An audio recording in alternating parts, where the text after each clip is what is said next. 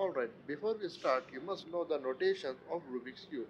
If you are a beginner and you don't know anything about the notations of Rubik's Cube, then I highly recommend you to check out my video, The Basic Notations of Rubik's Cube for Beginner. You can click to this image or the link in the description down below.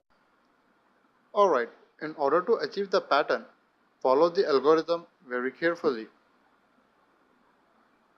U twice, F twice, U twice,